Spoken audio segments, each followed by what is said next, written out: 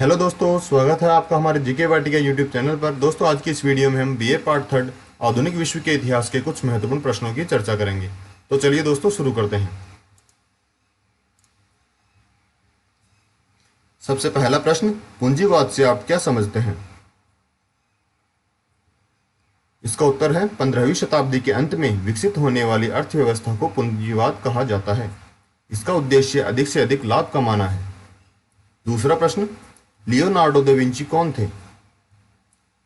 Leonardo da Vinci इटलीवासी महान चित्रकार, मूर्तिकार, वास्तुशिल्पी, संगीतज्ञ, कुशल यांत्रिक इंजीनियर तथा वैज्ञानिक थे।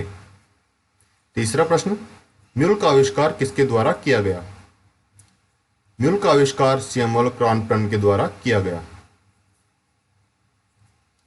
चौथा प्रश्न, 1830 ईस्वी की फ्रांस की क्रांति में क्या हुआ था? दोस्तों, फ्रांस में बूरबन वंश के स्थान पर आर्लिया वंश की सत्ता स्थापित हुई। फ्रांस में राजा के दैवीय सिद्धांत को प्रबल आघात पहुंचा। पांचवा प्रश्न, मेईजी पुनर्स्थापना। दोस्तों, मेईजी पुनर्स्थापना 19वीं शताब्दी में जापान में एक घटनाक्रम था, जिससे सन 1868 में सम्राट का शासन फिर से बहाल हुआ।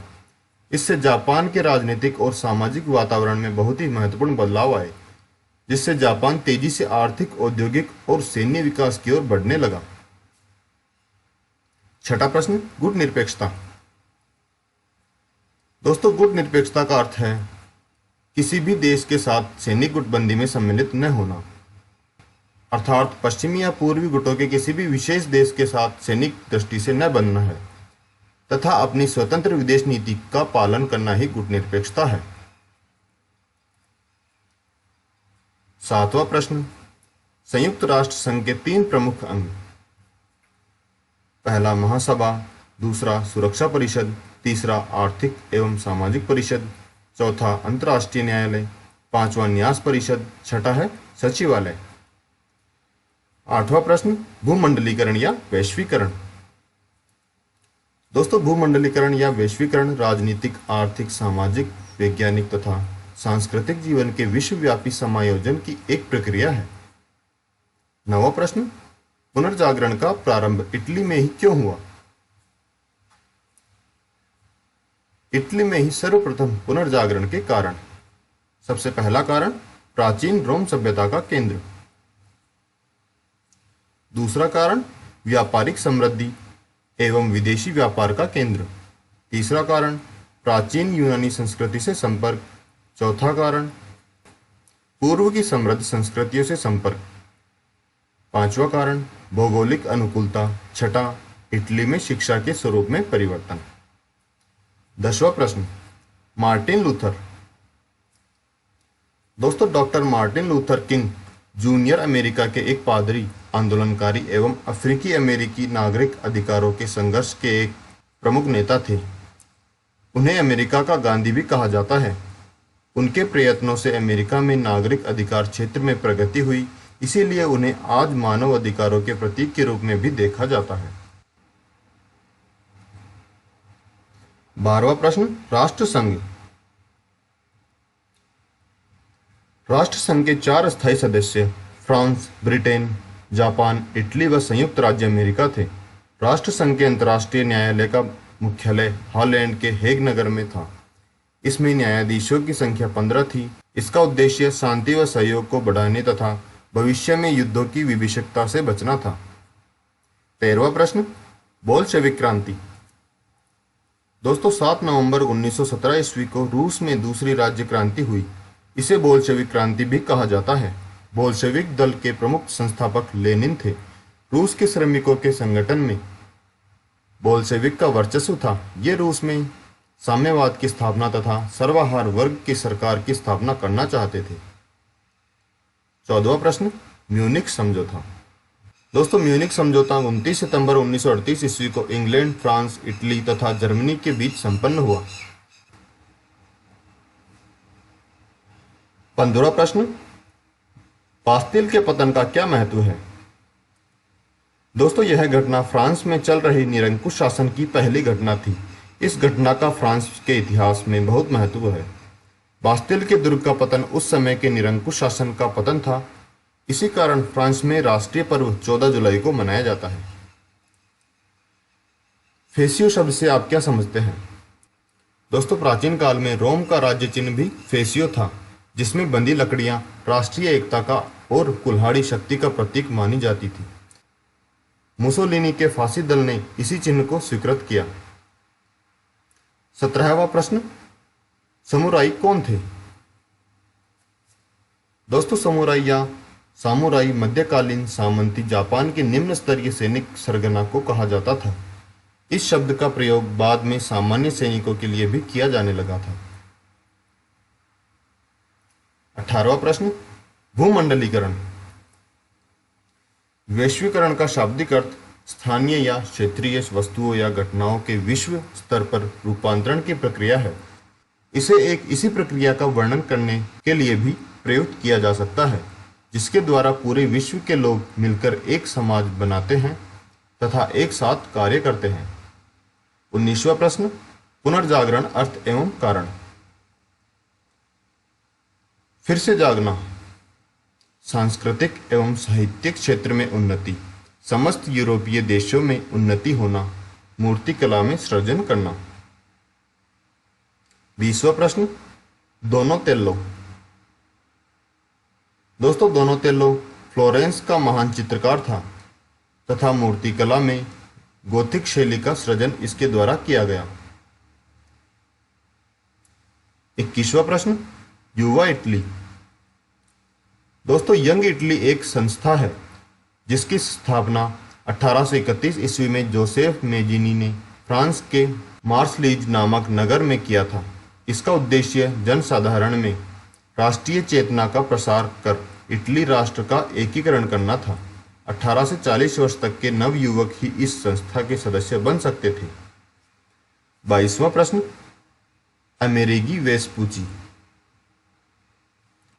दोस्तों, अमेरिगो वेस्पुक्की इटली के नाविक तथा सौदागर थे। इनके पैतृक नाम अमेरिगो पर अमेरिका महादेश का वर्तमान नाम पड़ा, क्योंकि सर्वप्रथम इन्होंने इसे नई दुनिया के रूप में पहचाना। 23वां प्रश्न, अफीम युद्ध। दोस्तों, 19वीं सदी के मध्य में चीन और मुख्यतः ब्रिटेन के बीच लड़े गए युद्धों को अफीम युद्ध कहते हैं।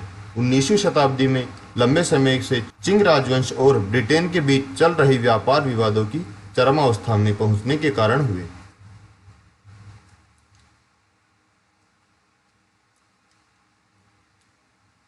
प्रथम युद्ध 1839 ईस्वी से 1842 ईस्वी तक चला और दूसरा 1856 ईस्वी से 1860 ईस्वी तक। दूसरी बार फ्रांस भी ब्रिटेन के साथ साथ लड़ा। दोनों ही युद्धों में चीन की पराजय हुई और चीनी शासन को अफीम का अवैध व्यापार सहना पड़ा। चीन को नानजिंग की संधि तथा तियानजिंग की संधि करनी पड़ी। 24वां प्रश्न, प्रथम विश्व युद्ध के कारण। दोस्तों, प्रथम विश्व युद्ध विश्व स्तर पर लड़ा जाने वाला प्रथम प्रलयंकारी युद्ध था। इसमें विश्व के लगभग सभी प्रभावशाली राष्ट्रों ने भाग लिया। यह युद्ध मित्र राष्ट्रों इंग्लैंड, फ्रांस, रूस, संयुक्त राज्य अमेरिका, इटली, रोमानिया तथा उनके सहयोगी राष्ट्रों और केंद्रीय शक्तियों जर्मनी, ऑस्ट्रिया, हंगरी, तुर्की, बुल्गारिया इत्यादि के बीच हुआ। प्रथम विश्व युद्ध में मित्र राष्ट्रों की विजय हुई और केंद्रीय शक्तियों की पराजय हुई। 25वां प्रश्न, संयुक्त राष्ट्र संघ का मुख्य कार्यालय। दोस्तों, न्यूयॉर्क अमेरिका का सबसे बड़ा और प्रमुख नगर है। संयुक्त राष्ट्र संघ का मुख्य कार्यालय न्यूयॉर्क राज्य में है, जो अमेरिका के उत्तर पूर्वी भाग में स्थित है। 26वां प्रश्न, पुनर्जागरण के दो साहित्यकारों के नाम। टॉमस पूर और चौसर। 27वां प्रश्न, इटली के एकीकरण में कैबूर की भूमिका। दोस्तों, इटली में राष्ट्रीय आंदोलन चलाने के लिए अनेक गुप्त समितियों का संगठन किया गया। इन गुप्त समितियों में कार्बोनरी प्रमुख था। काबूर और गैरिबाल्डी ने भी इटली के राष्ट्रीय एकीकरण में महत्वपूर्ण योगदान दिया। 28वां प्रश्न, म्यूनिख समझौता। दोस्तों, म्यूनिख समझौता 30 सितंबर को Germany, United kingdom, French third Republic और इटली के किंगडम द्वारा म्यूनिख में संपन्न हुआ। 29वां प्रश्न, अंतर्राष्ट्रीय न्यायालय के बारे में लिखिए। दोस्तों, अंतर्राष्ट्रीय न्यायालय संयुक्त राष्ट्र का प्रधान न्यायिक अंग है। इसकी स्थापना संयुक्त राष्ट्र चार्टर द्वारा 1945 ईस्वी में की गई थी और अप्रैल 1946 ईस्वी में इसने कार्य करना प्रारंभ किया था। इसका मुख्यालय पीस पैलेस, हेग, नीदरलैंड में स्थित है। 30वां प्रश्न, पुनर्जागरण का प्रारंभ इटली में ही क्यों हुआ? दोस्तों, तुर्कों का 1453 ईस्वी में रोम की राजधानी कुस्तुनतुनिया पर अधिकार हो जाने के कारण यूनानी विद्वान और कलाकार इटली चले गए, जिससे यूनानी साहित्य, कला, दर्शन का प्रचार प्रसार हुआ और पुनर्जागरण की शुरुआत हो गई। 31वां प्रश्न, शीत युद्ध की अवधारणा।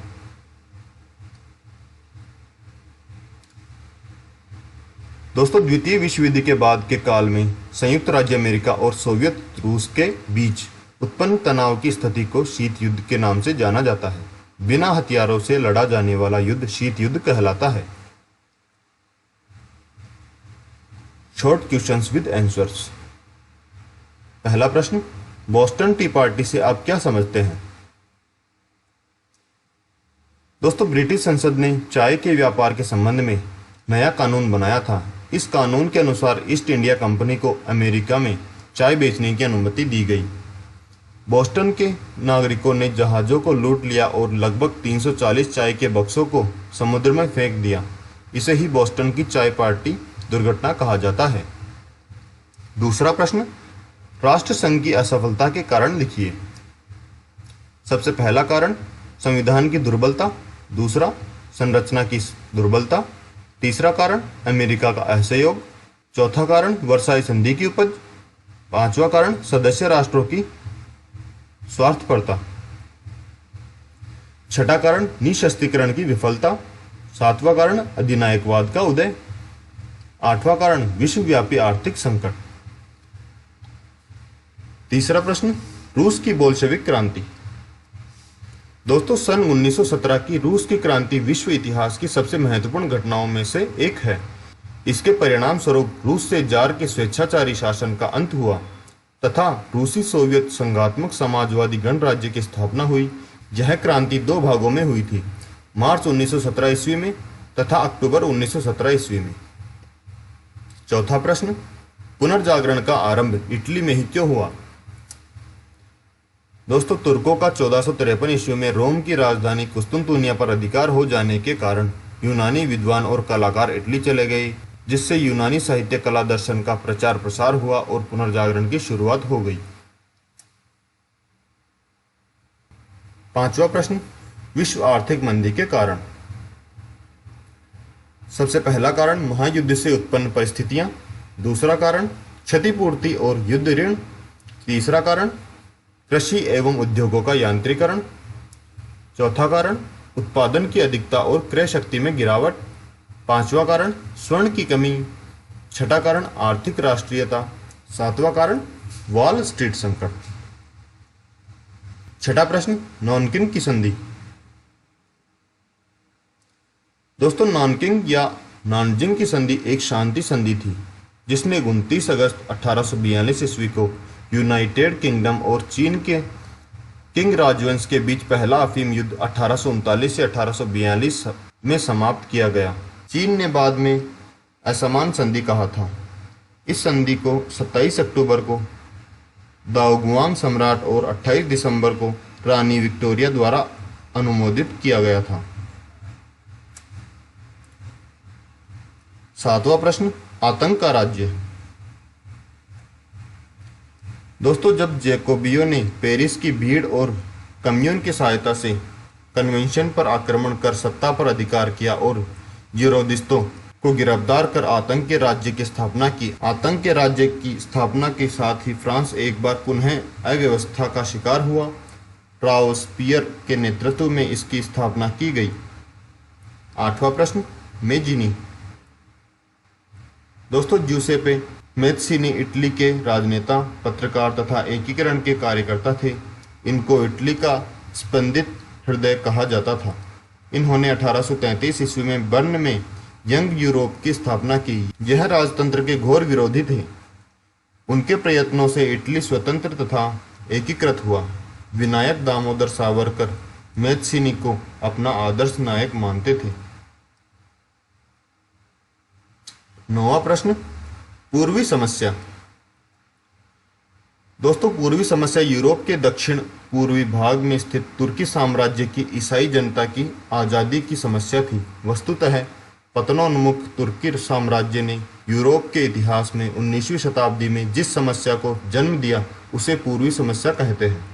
यह बहुत ही जटिल, उलझी हुई तथा विभिन्न देशों के परस्पर विरोधी हितों से संबंधित थी। इस समस्या ने प्रथम युद्ध की पृष्ठभूमि का कार्य किया। धन्यवाद दोस्तों, यदि आपको हमारा वीडियो अच्छा लगा हो तो इसे लाइक, शेयर व सब्सक्राइब जरूर करें। साथ ही जो भी लोग जीके वाटिका यूट्यूब चैनल पर नए हैं वे चैनल को सब्सक्राइब करना ना भूलें। धन्यवाद।